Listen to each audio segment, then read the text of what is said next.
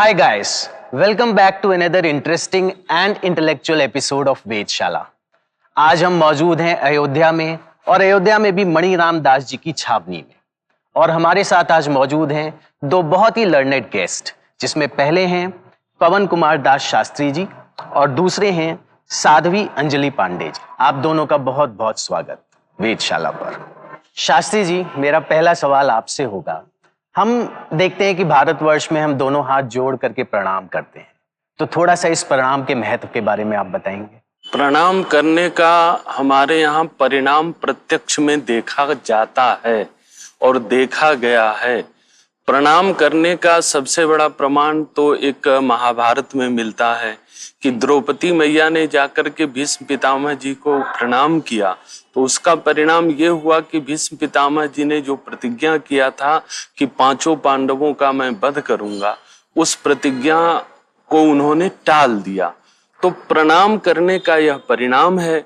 और जहां तक दोनों अंजलि जोड़ करके करते हैं तो हमारे शरीर में कुल मिला करके 10 ज्ञान और कर्म इंद्रिय मिला करके होती हैं।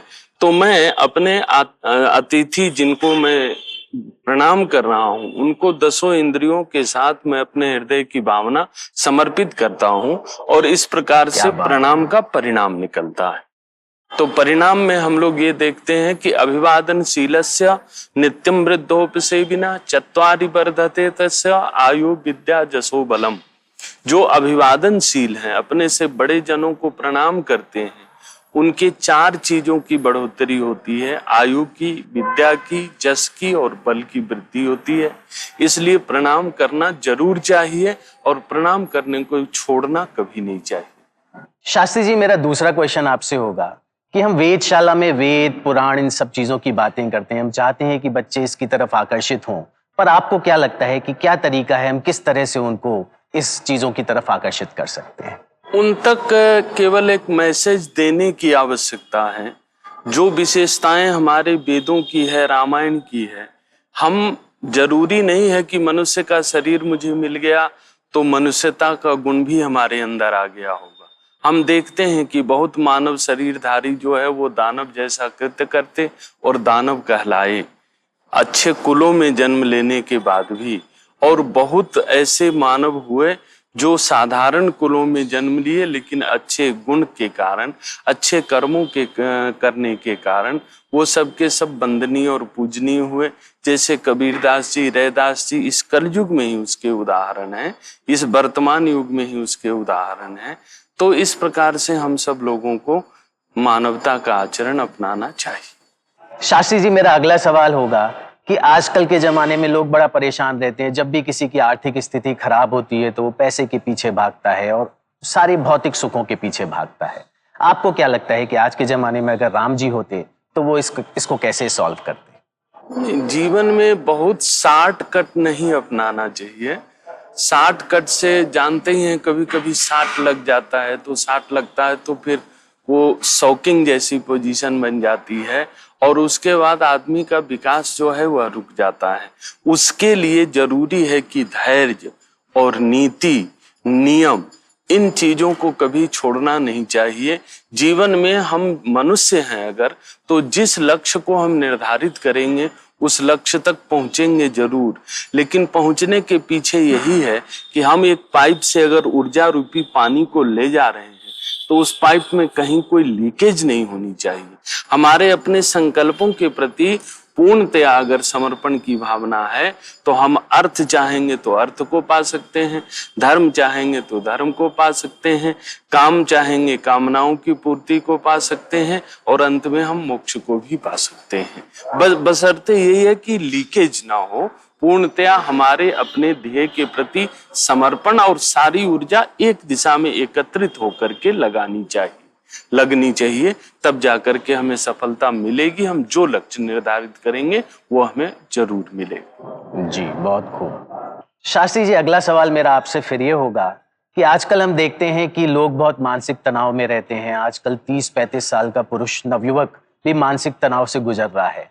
तो आपको क्या लगता है इसके पीछे क्या रीजन है और हम रामायण या महाभारत ऐसे ग्रंथों से क्या सीख सकते हैं कि इस मानसिक तनाव से हमें मुक्ति मिल पाए? उस स्थिति में रामायण की एक पंक्ति को देखना चाहिए। मन तह जहाँ रघुबर बैदेही, बिनु मन तन सुख दुख कहु केही। व्यक्ति को थोड़ा सा धार्मिक जरूर होना चाहिए, क्योंकि धर्म ऐसी वस्तु है जो मनुष्य को धारण करता है। और धर्म की परिभाषा भी यही बताई गई है, धार्यते इति धर्मा, जो हमको धारण करे और जिसको हम धारण कर सकें। तो ऐसी स्थिति में जब हम धर्म को धारण करते हैं ना, तो धर्म हमें एक मार्ग दिखाता है कि एक किसी न किसी को अपना इष्ट देव मानना चाहिए। और इष्ट देव जब हमारा मन चित्त कहीं भटकता हो तो उस इष्ट देव के चरणों में जाकर के हमें थोड़ी देर मेडिटेशन करना चाहिए, ध्यान करना चाहिए। और इस ध्यान करने से जो है निश्चित रूप से व्यक्ति तनाव से मुक्त हमेशा के लिए रहेगा। किसी एज फैक्टर की कोई आवश्यकता नहीं है। यह बाल्यावस्था से ही हम लोगों ने देखा है कि ध्यान लगाया ध्रुव ने तो भगवान को पा गए, ध्यान लगाया प्रहलाद जी ने तो 5 वर्ष की अवस्था में भगवान का दर्शन उनको प्राप्त हो गया। तो इस प्रकार से अगर तनाव से मुक्ति चाहिए तो थोड़ा सा मेडिटेशन जरूर जीवन में करना चाहिए, उसके बाद सब सही रहे। बहुत खूब। शास्त्री जी, एक बात मुझे बहुत विचलित करती है कि मुझे ऐसा लगता है कि रामायण में बहुत सारे कैरेक्टर्स हैं, लेकिन एक चीज जरूर है कि भले ही वो पॉजिटिव या नेगेटिव कैसा भी रोल रहा हो, हर एक रोल अपने उसूलों पर चलने वाला था, जबकि आज के जमाने में ऐसा नहीं देखा जाता है। इसके बारे में आपका कुछ कहना? नहीं, जो वसूलों पर नहीं चलेंगे वो कभी भी अपने लक्ष्य को पा नहीं सकते, और पा करके भी उनका लक्ष्य खो जाता है। कुल मिलाकर के स्थिति ये है कि जब कभी भी हम लोग अच्छी ऊर्जा को प्राप्त करना चाहते हैं तो इस प्रकार की स्थितियां हमको दिखाई पड़ती हैं कि शॉर्टकट अपना लेने से हमें लक्ष्यों की प्राप्ति हो जाएगी। लेकिन शॉर्टकट किसी ने नहीं अपनाया। रावण ने भी भगवान को पाने का लक्ष्य बनाया तो यह निश्चय किया कि युद्ध करके लूंगा लेकिन मुक्ति लूंगा। तो मुक्ति प्रदान करने के लिए भगवान को भी उसने बाध्य किया। वो अपने लक्ष्य के प्रति उसके समर्पण की भावना है और इसके लिए वह सराहना की योग्य है कि उसने जो अपना लक्ष्य निर्धारित किया उससे वह विचलित नहीं हुआ। ऐसा जो कोई भी चाहेंगे, शॉर्टकट अपनाने से किसी को कोई लक्ष्य मिला नहीं, और मिला भी तो उसका उपयोग नहीं कर पाया, भरपूरतया उसका सुख और आनंद नहीं उठा पाया, वो फिर उसके हाथों से खो गया। इसलिए अपने लक्ष्य के प्रति समर्पित होना ही चाहिए। रामायण की यही शिक्षा। बहुत खूब। शास्त्री जी, हम ये सोचते हैं कि आजकल बच्चों को ये चाहते हैं कि बच्चे रामायण देखें, महाभारत देखें और वो उसकी तरफ आकर्षित हों। और मैं जब भी बच्चों को ये बोलता हूँ कि भाई इन सब चीजों को देखो, पढ़ो, इनसे सीखो, तो वो मुझसे एक ही सवाल पूछते हैं कि राम जी तो बहुत सारी इम्पॉसिबल चीजें कर लेते थे, वो तो पत्थर को भी तैरा देते थे नदी के ऊपर, वो हम नहीं कर सकते, इट इज वेरी इम्पॉसिबल, तो हम क्यों करें? इसके बारे में कुछ कहना है? इम्पॉसिबल इस संसार में कुछ है ही नहीं। जो कुछ भी है वो पॉसिबल है, वो मुझे दिख रहा है। तैरने वाले पत्थर जो है अभी भी समुद्र में पाए जाते हैं। केवल उस तैरने वाले पत्थर को एकत्रित करने की आवश्यकता है, एक सीध में लाने की आवश्यकता है। यह एक प्रतीक है, एक उपदेश है, हम लोगों के लिए एक शिक्षा है। तैरने वाले शैवाल पत्थर अभी भी पाए जाते हैं समुद्र में। राम जी ने उसको एकत्रित करके एक सीध में लाइनिंग में उसको लगा दिया, और लाइनिंग में लगा दिया तो लंका जाने का मार्ग उनको प्राप्त हो गया। इतना परिश्रम उन्होंने किया, इतना बुद्धि उन्होंने लगाया, तो इम्पॉसिबल इस दुनिया में कुछ भी नहीं है। और जहां तक आज करंट अफेयर्स अभी जानने वाली बात है लोगों के, युवाओं के, बच्चों के, तो अभी एसीसी वालों ने एक ब्लॉक बना दिया है जो पानी में तैरता है, और उस ईंटे से जो है वो भवन बनाए जा रहे हैं, बहुत से मकान बने हैं। तो ऐसा कुछ भी नहीं है राम जी के जीवन में जो इम्पॉसिबल हो। उन्होंने कर लिया, दूसरे नहीं कर सकते।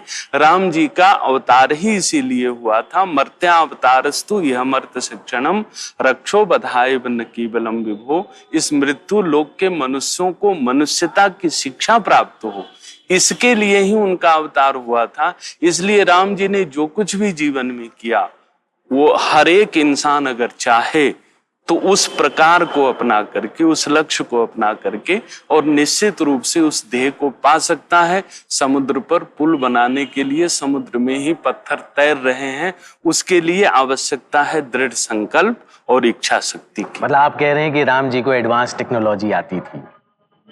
बिल्कुल। उन्होंने किया, ऐसा करके दिखाया उन्होंने सारे संसार के सामने जी।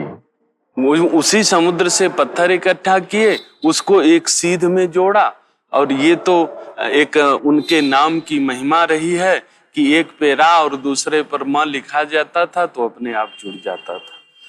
तो ये कुछ भी इम्पॉसिबल नहीं है, ये राम जी ने अपने जीवन में करके लोगों को दिखाया। लोगों को उसके अनुसार करना चाहिए अपने लक्ष्य को पाने के लिए। अगर सही ध्येय है तो वो जरूर पाएगा। वो मनुष्य चाहे तो देवता बन सकता है। साध्वी जी, मेरा अगला सवाल आपसे होगा। मुझे ऐसा लगता है कि हमने जितना भी रामायण पढ़ी है या देखी है, वो सब एक ही पर्सपेक्टिव से देखी है, एक ही लीडर के पर्सपेक्टिव से देखी है, वो है श्री राम जी, राइट? सो मुझे ऐसा लगता है कि उसमें जितने भी कैरेक्टर्स थे, हर एक अपने आप में एक लीडर था। तो क्या आपको ऐसा लगता है कि सीता जी के पर्सपेक्टिव से भी कुछ और बताया जा सकता है? माता सीता का तो त्याग राम जी से भी ज्यादा था, क्योंकि राम जी के पीछे पीछे सीता माता चली।